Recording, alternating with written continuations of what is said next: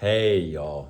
This is Poets Daily. Welcome to the most recent installment of How to Teach Literature, my most popular series on YouTube. I don't know why people aren't going crazy over my MC flashcard catalog, but they seem to be enjoying my videos about how to teach. Sometimes the teachers out there watching might have heard an expression like, oh man, you got to trick children into learning something. You have to trick them into learning. Have you ever heard that type of language before?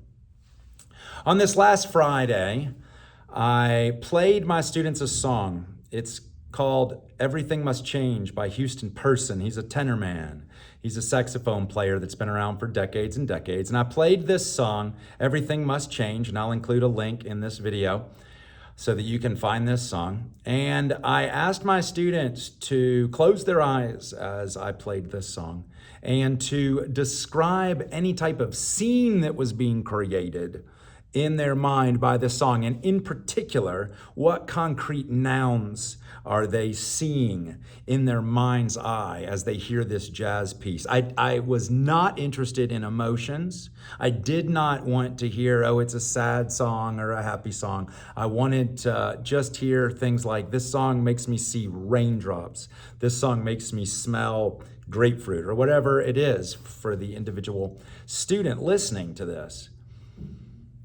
Hey, Mr. Staley, what in the world does that assignment have to do with anything? Well, what that assignment got at is a thing that English teachers like to call mood.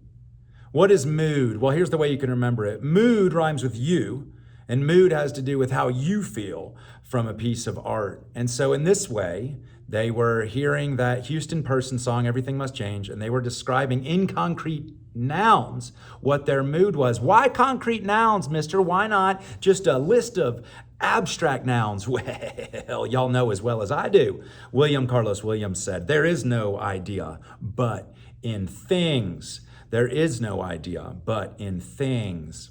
That's kind of how I live. Now, there we go. I didn't use the word mood all day long. What I did is I gave students the ability to feel confident in their reaction to a piece of art. And ultimately, this was mood.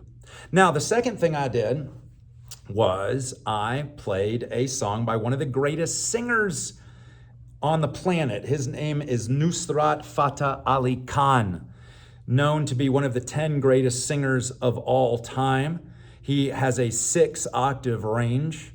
And this artist was new to me. Why am I just learning about Ali Kahn at the age of 49? Because I'm a classic American. And I used to think that this planet revolved around me. And so I'm playing this guy, and I don't show them the video. And I'm going to share links to this video too. I don't share them the video. I just tell them they're about to hear a song that is in a language they probably don't know. Because most of my students are English speakers or Spanish speakers. That's pretty much the extent of the language that's spoken at my school. And so what I'm asking them to do is to listen to this language they don't know and to imagine, based on the delivery of these words and the tone of voice of these words, what emotions might be behind these words. So that was option 1. Option 2 was, I want you to hear this language that you don't know and try to do a emotional translation. No. I'm not suggesting that you take a word from the air that's in another language and then plug it in to Google Translate to get the English or Spanish word that word means. No, I'm not asking that. I'm asking my students to do a emotional translation and try to guess what the words might mean. So I played 3 minutes of the song.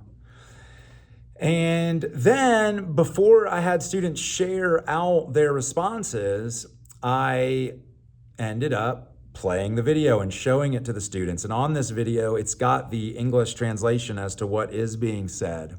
And then they were just able to see, just for fun, if what they thought was being said was actually what was being said. And guess what? I tricked the students into doing a tone activity and a mood activity, because I was trying to ask them to imagine what the tone is of that artist who's singing that thing. What is the emotions behind that just based on what you're hearing?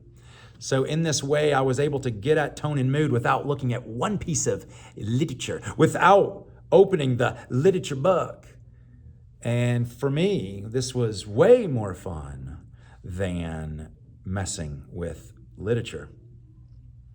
There's another way into all these things that English teachers are harping on and on about. I read this book recently, highly recommended. It's called Talking Poetry, Conversations from the Workshop. This is a book from the 80s that talks about a bunch of academic poets. And one of these guys is saying, you know how to teach writing? Don't talk about writing. You want to teach somebody how to be a good writer? Don't talk about writing. Talk about anything other than writing. So I'll leave you with that little nugget of wisdom. Thanks for tuning in, peeps.